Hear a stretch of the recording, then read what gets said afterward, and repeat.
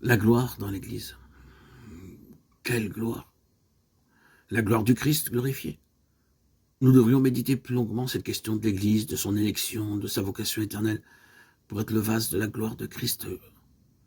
Jean l'a vu, à la fin caractérisé de manière symbolique par cette cité. C'est tout simplement la gloire de Christ, dans une ultime expression. C'est pour cela que l'Église a été choisie. C'est pour cela qu'elle a été appelée pour être le vase, le siège de cette autorité, de ce gouvernement et de cette gloire. Christ, dans la gloire, donnait à Paul la définition d'Église et une explication sans cesse croissante de sa signification.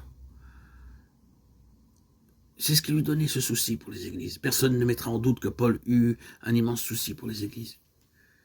Il dit qu'il travaillait pour elles. Il pleurait jour et nuit pour elles. Il espérait et languissait pour elles. Il se dépensait lui-même pour elles. Mais pourquoi? Quel en était le motif? Qu'est-ce qui le poussait à faire cela? Ce fut la gloire du Seigneur Jésus. Les églises existaient pour la gloire de Christ. Et quand il y avait une quelconque déviation dans les églises et qu'il pouvait les aider, c'était motivé par cette seule pensée, que le Seigneur Jésus puisse être glorifié en toutes choses. Et si nous allons au terme de tout cela et que nous considérons ce que Paul a écrit concernant le retour du Seigneur, qu'est-ce qu'il désirait par-dessus toute chose en relation avec son retour?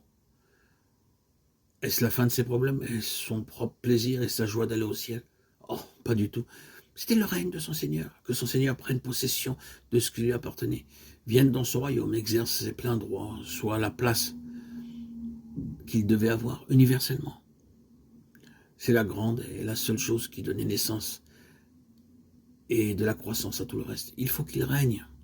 Or, à celui qui peut faire par la puissance qui agit en nous dans l'Église infiniment au-delà de tout ce que nous demandons ou pensons, à lui soit la gloire dans l'Église et en Jésus-Christ, dans toutes les générations, au siècle des siècles.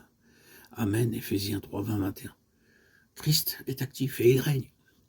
Christ règne. En plusieurs occasions, il est dit que lors de son ascension, il est assis dans le ciel.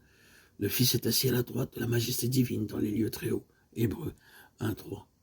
Il s'est assis. Mais si vous remarquez dans les passages où il est dit qu'il s'est assis, c'est invariablement lié à son œuvre rédemptrice qui est terminée. Elle est accomplie. Mais d'autre part, il est debout. Il n'y a aucune contradiction. Cela présuppose seulement qu'il y a une signification différente. Étienne l'a vu. Et il dit, voici, je vois les cieux ouverts et le Fils de l'homme debout à la droite de Dieu. Acte 7, 56.